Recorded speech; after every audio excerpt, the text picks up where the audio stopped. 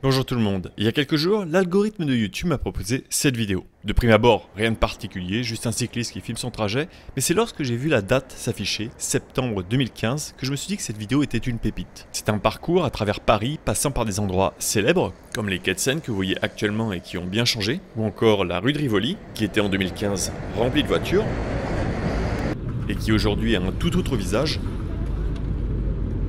Pigalle, qui est actuellement en pleine transformation. Ah, et là, ils ont coupé complètement la circulation. Il n'y aura plus de circulation ici, sur cette place.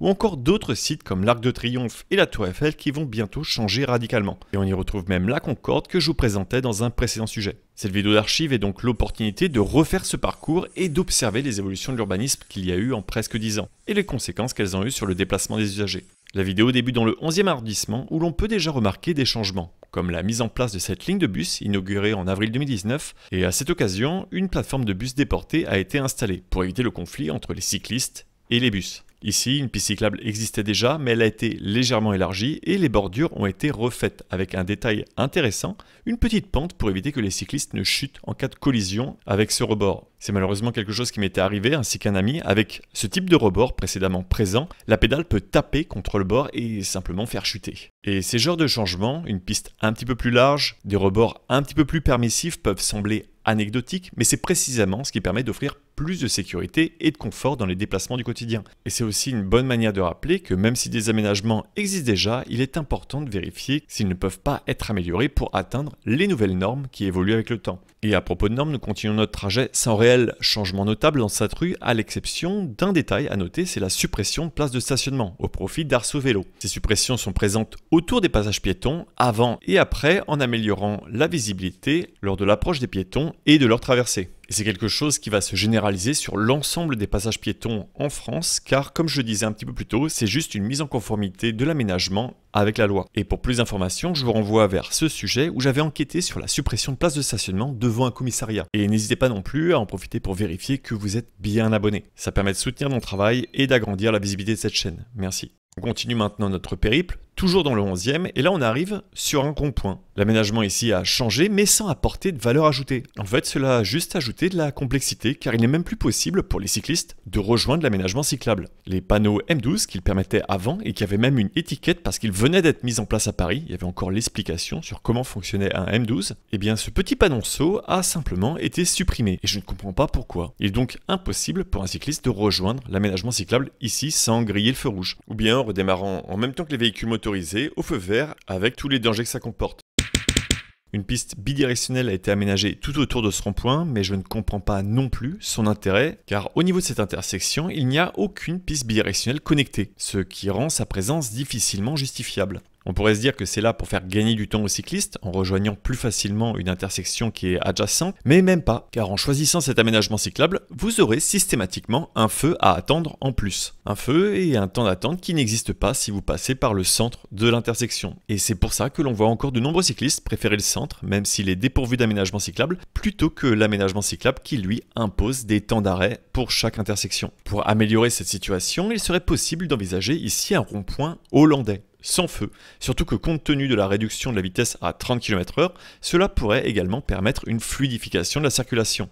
Car malgré la présence de feu, les véhicules ici restent coincés dans l'intersection. Et rendre les piétons et cyclistes prioritaires autour de cette intersection simplifierait leur déplacement en supprimant également l'intérêt de passer par le centre. Cela serait aussi l'occasion de réaliser des continuités au niveau de l'aménagement cyclable avant et après ce carrefour, car seules 2 rues en sont équipées. Ce manque d'aménagement complique l'insertion des cyclistes dans cette intersection. Par exemple ici, une plateforme de bus aurait pu éviter ce conflit entre les cyclistes et les bus, comme présenté juste avant. Et à la sortie de ce carrefour, le manque d'aménagement se fait également sentir.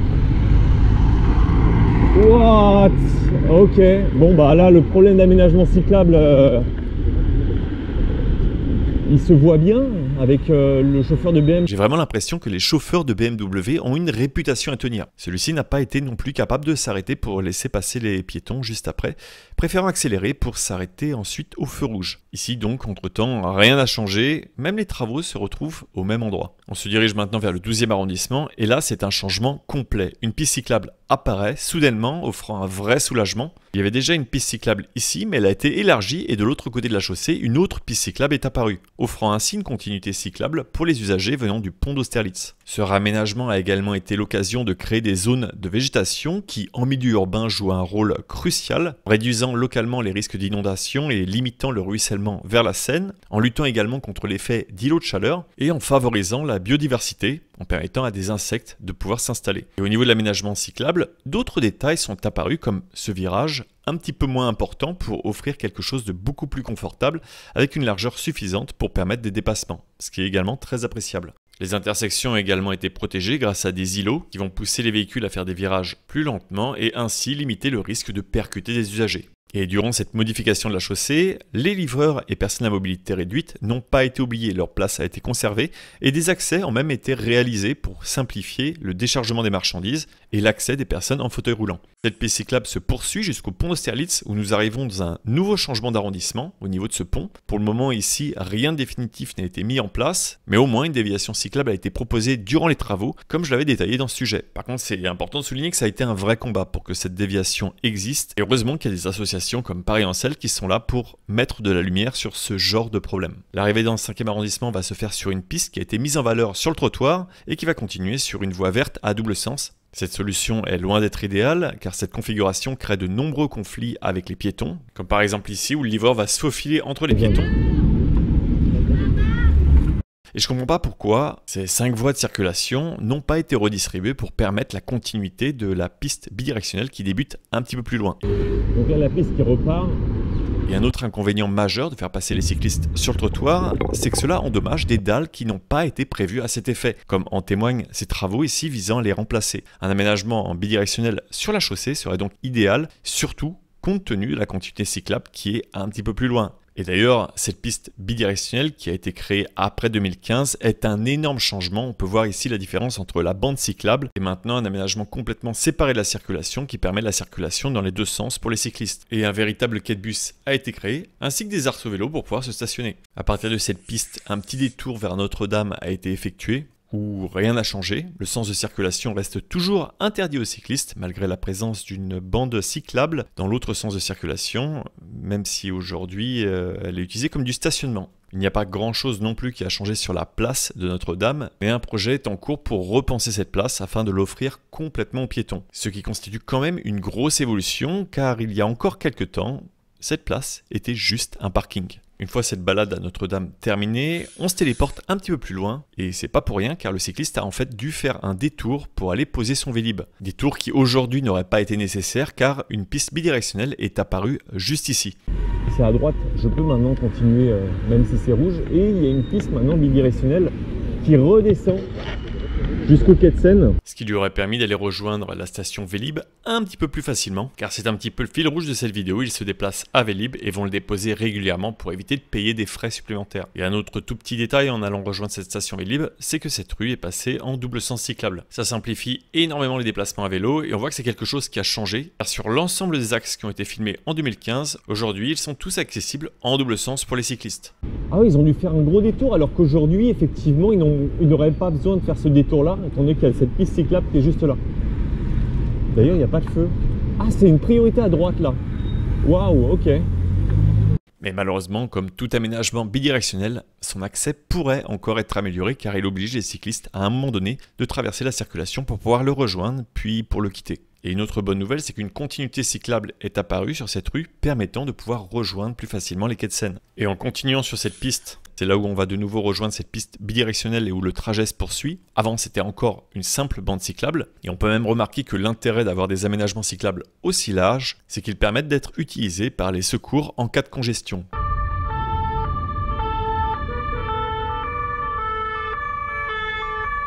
Et c'est également cette même piste qui a permis de faciliter l'accès des pompiers lors de l'incendie de Notre-Dame que l'on a vu un petit peu plus tôt. En continuant notre trajet sur les quais de Seine, un détail à attirer mon attention, c'est ce feu qui autrefois était encore équipé d'un M12 et qui n'a jamais été remis depuis l'installation de cette piste bidirectionnelle. Ce qui fait qu'il y a de nombreux cyclistes qui ne le respectent pas car souvent ce type de feu qui croise juste un passage piéton est équipé d'un M12 permettant aux cyclistes de passer même si le feu est rouge après avoir cédé la priorité aux piétons. J'ai vraiment énormément de mal à comprendre ce manque d'uniformité à Paris. On continue un petit peu et là la vidéo va se couper juste avant de montrer une transformation que je trouve impressionnante. Un peu dommage dans cette vidéo, c'est que je crois qu'on ne voit pas ça, ces anciens itinéraires cyclables qu'il y avait. Et ça fait toute une différence entre avant, où les cyclistes devaient, comme ici, se contenter de cet aménagement sur le trottoir, et là ils reprennent toute la place d'une ancienne voie bus. Et les voies bus, elle a été conservée ici et déportée sur le côté, qui a mangé une voie des véhicules motorisés. Je trouve vraiment ça fascinant de pouvoir observer l'évolution de ces aménagements cyclables et de voir à quelle vitesse la ville se transforme. Et finalement, ce réaménagement offre beaucoup plus de simplicité dans le déplacement des cyclistes et limite également de nombreuses situations problématiques, comme les cyclistes qui remontaient à contresens, qu'on peut même voir dans la vidéo. Il fallait quand même être téméraire à ce moment-là pour remonter en contresens ici. Ou même qui empruntaient le trottoir pour pouvoir remonter à contresens, comme capturé par Google Street View. Et justement, ces cyclistes sur le trottoir sont souvent symptomatiques d'un aménagement qui est dangereux ou d'un manque d'aménagement. On peut d'ailleurs le voir dans cette scène un petit peu plus loin. En direction de la pyramide du Louvre, la compagne du cycliste a choisi d'aller rouler sur le trottoir pour se mettre à l'abri du bus qui arrive. Et malheureusement ici, rien n'a changé depuis. Enfin si, la circulation a été limitée uniquement aux bus et taxis, alors qu'en 2015, tous les véhicules pouvaient encore emprunter la voie de gauche. Ce qui pourrait donc être intéressant, c'est de passer la circulation en double sens sur cette voie de gauche en limitant la circulation aux taxis et bus et de réserver cette voie de droite uniquement pour les cyclistes. Ça pourrait être également l'occasion de créer une liaison entre la rive gauche et Rivoli où actuellement il n'y a pas d'aménagement cyclable. Et justement, à propos de Rivoli, ici il y a une énorme différence. Avant, cette piste cyclable se limitait uniquement sur le bord droit de la chaussée. Aujourd'hui, les rôles ont été complètement inversés, faisant même de cet axe cyclable l'un des plus importants de Paris. Ce symbole est fort car il témoigne de la possibilité de transgresser les paradigmes établis en remplaçant la voiture par le vélo et offrant par la même occasion une nouvelle façon de se déplacer. Aussi bien pour les particuliers que pour les professionnels, car on y voit même du transport de marchandises à vélo. Ensuite, nous rejoignons l'avenue de l'Opéra. Il y a quand même un élément frappant ici, c'est qu'en dépit de sa largeur, aucun arbre n'est présent. Ce qui en fait d'ailleurs l'un des endroits les plus chauds de Paris pendant les canicules. On peut y observer des températures proches de 70 degrés au sol près de l'Opéra. Et de plus, c'est l'arrondissement de Paris où il y a le moins d'espace vert par habitant. Un peu plus de végétation ici ne ferait donc pas de mal. Malheureusement, le projet qui avait été annoncé en 2015 pour offrir plus de place à la végétation et pour les piétons a été balayé car on ne voulait pas toucher aux monuments historiques. À croire que les architectes des bâtiments de France préfèrent la pierre à la vie. Bon, par contre, il y a quand même une bonne nouvelle, un petit peu plus loin, sur la rue de Lafayette, un aménagement cyclable est apparu, c'est une piste bidirectionnelle. On regrettera également l'absence d'arbres ici, qui, cette fois-ci, n'est pas un manque de volonté, mais la présence de la ligne 7 qui est juste en dessous, à quelques mètres de la surface, ne pouvant pas supporter des systèmes racinaires juste au-dessus. Reste à voir quelles alternatives pourraient être proposées pour offrir un petit peu de fraîcheur dans cette rue, mais dans l'attente, c'est au moins plus de place pour les piétons et les cyclistes pour pouvoir se déplacer. Et justement, à propos de fraîcheur, on arrive à Pigalle. Ici, autour de la fontaine, c'est une transformation complète qui s'opère, et ce, depuis la rue qui permet d'y accéder. Ces tranchées sur les côtés sont des espaces verts en devenir, et cette nouvelle place privilégiera désormais le déplacement des piétons, avec des trottoirs traversant tout autour de celle-ci, et la fontaine sera remise en valeur avec des massifs floraux tout autour. Il restera donc à voir à quoi ça ressemblera une fois terminé, mais ça permettra certainement d'apaiser le trafic dans cette zone. On prend ensuite la route du 17e arrondissement, qui est un véritable enfer cyclable et où rien n'a changé depuis, à part peut-être l'ajout de peinture dans les intersections, enfin d'avoir juste refait la peinture car on voit qu'elle était déjà présente en 2015 cette peinture, et qu'il y avait même des véhicules stationnés sur cette bande cyclable. Ah zut! Nous avons un véhicule sur cet aménagement sécurisé. Bon, clairement, cette bande cyclable n'a jamais fait ses preuves, mais la mairie du 17e se félicite d'avoir remis cette couche de peinture. C'est d'ailleurs la spécialité du 17e, faire des aménagements cyclables complètement désuets, comme cette nouvelle bande cyclable qui encourage les automobilistes à faire des dépassements proches au niveau des cyclistes, car ces derniers ne peuvent pas se décaler en raison de cette double ligne blanche au milieu de l'intersection. Enfin bref, aucune volonté de faire changer les choses. Le maire avait même communiqué comme quoi les habitants du 7e étaient contre une tarification spéciale pour les véhicules lourds. Tu m'étonnes, tout l'arrondissement semble être conçu pour les déplacements avec ces gros véhicules. Et les nouveaux aménagements qui sont réalisés se font sans prendre au sérieux les déplacements des cyclistes. Je pense que ce qui illustre parfaitement la situation, c'est simplement ce qui a été fait en face de la mairie du 17e. Une place qui a été réalisée sans prendre en compte les itinéraires cyclables. Bon, c'est pas cyclable mais c'est motorisé du coup. C'est ces petits logos vélo. Ça me fait beaucoup rire. Qu'est-ce donc cette diablerie? Ils se sont dit on va mettre des petits trucs comme ça, si jamais il y a des vélos, on pourra leur dire qu'il y avait des trucs. Oui, il est purement et simplement interdit de traverser sa place à vélo. Vous devrez mettre pied à terre pour le faire ou bien faire un détour. Et si ça vous intéresse, je pourrais enquêter sur cet arrondissement pour essayer de comprendre pourquoi de telles décisions sont prises. N'hésitez pas à me le dire en commentaire. Bon, on avance parce qu'il n'y a rien d'intéressant à voir dans le 17e. On va vers l'Arc de Triomphe, où ici, plusieurs choses ont changé depuis 2019. Un aménagement cyclable sécurisé a maintenant pris place ici. Bon, c'est encore un aménagement temporaire, mais il a au moins le mérite d'être là. Il va continuer jusqu'à aller rejoindre un anneau qui permet de faire le tour de l'étoile dans une relative sécurité, grâce à une piste bidirectionnelle qui longe cette rue. Alors je dis relative sécurité, car les intersections et les traversées ne sont pas protégées. Et ce mardi 13 mars, un cycliste a même été percuté à l'angle de cette rue où j'étais passé un jour plus tôt. Un chauffeur de bus de tourisme l'a renversé sans le voir. Personnellement, j'aurais beaucoup de mal à vous recommander cet aménagement car je ne l'utilise pas. Je perds patience. À chaque intersection, il y a un feu rouge. C'est un enfer de tourner autour. En passant par le centre de la place, c'est évidemment beaucoup plus rapide. Il n'y a aucun feu. Cependant, c'est une expérience à sensation forte que je ne recommanderais pas non plus. On va aller sur la ligne bleue. Alors, c'est pas un aménagement cyclable, la ligne bleue. Hein. C'est juste un repère pour le 14 juillet. C'est juste pratique pour faire le tour.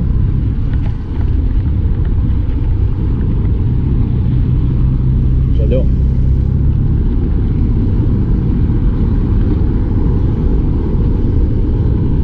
Ce qui fait qu'on se retrouve un petit peu comme l'auteur de la vidéo à essayer de traverser cette place à pied. Et je ne comprends vraiment pas pourquoi un anneau cyclable n'a pas été mis en place tout autour de cette place avec une continuité cyclable et une priorité pour les cyclistes. Enfin, je ne perds pas espoir car l'étoile a été réaménagée récemment en cédant un petit peu de place aux piétons. Comme vous pouvez le voir ici, il y a des nouveaux plots qui ont été mis en place pour permettre d'offrir un petit peu plus de place aux piétons au centre de ce rond-point qui reste complètement inaccessible en surface. Et d'ailleurs, c'est un problème qui se fait ressentir car il y a des piétons téméraires qui vont traverser en plein milieu de cette place. Alors soit ils y voient une solution de simplicité, soit ils n'ont pas compris qu'il fallait utiliser obligatoirement des souterrains pour y accéder et en sortir. Plusieurs réaménagements de cette place ont été envisagés, mais pour l'instant, il n'y a rien qui est encore validé. Espérons qu'ils feront de la place aux piétons, aux cyclistes et à la végétation. Une fois que l'on a réussi à s'extirper cette place direction la Tour Eiffel, mais avant ça, il va falloir passer par la place de Iéna. C'est un énorme océan de bitume comparable en taille à la place de la Catalogne, qui a d'ailleurs récemment été refaite, offrant un espace vert rempli d'arbres au milieu de celle-ci, ce qui montre finalement le champ des possibles et comment on peut utiliser un espace différemment. Malheureusement, ici aussi, il n'y a absolument rien qui est envisagé, aucun projet. Cependant, un petit peu plus loin, sur le pont du même nom, en face de la Tour Eiffel, il y a un projet d'envergure qui se profile. Il est prévu ici de rendre l'accès de la Tour Eiffel au Trocadéro, qui est derrière moi, complètement piétonnier. C'est un projet qui a été modifié plusieurs fois mais qui semble sérieux et qui sera finalement concrétisé durant les JO où cet axe sera complètement fermé à la circulation. Ce sera aussi le moment de voir les impacts que cela aura sur la circulation. En tout cas, ça pourra enfin permettre aux piétons de prendre une photo de la Tour Eiffel en plein centre de la chaussée et sans danger. Le périple continue ensuite à travers les rues de Paris et sur les quais de Seine rive droite pour aller rejoindre la Concorde où j'avais réalisé mon dernier sujet, que je vous laisse voir ou revoir et qui montrait également que la Concorde était en train de devenir piétonne. Ce voyage à travers le temps a permis de montrer à quel point Paris évolue rapidement et de manière complètement inégale selon les quartiers ou les arrondissements. Certains aménagements cyclables, espaces verts,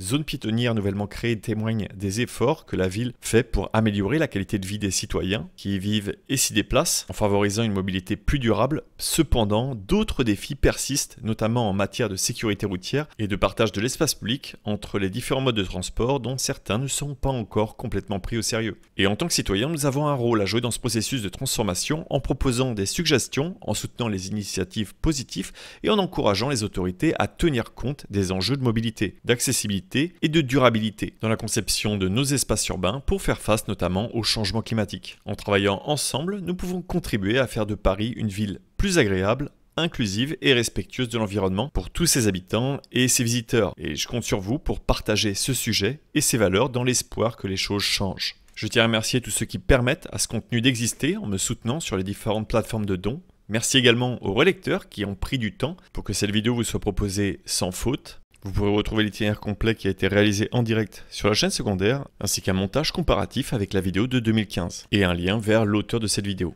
Il est temps pour moi de vous dire à bientôt pour de prochaines vidéos et bonne route. Donc là aujourd'hui c'est juste finalement les coulisses que vous êtes en train de voir et je fais ça une fois par semaine à peu près. Donc bienvenue à vous, installez-vous confortablement et si vous avez des questions, n'hésitez pas. Et là on est sur la place de l'Étoile, comme vous voyez, les Champs-Élysées qui sont juste là, l'Arc de Triomphe qui est derrière moi et aujourd'hui cette place de l'Étoile qui s'est un petit peu élargie pour les piétons avec ces nouveaux plots qui se sont mis au fur et à mesure pour donner un peu plus de place. Et là on va repartir direction Iéna et la Tour Eiffel.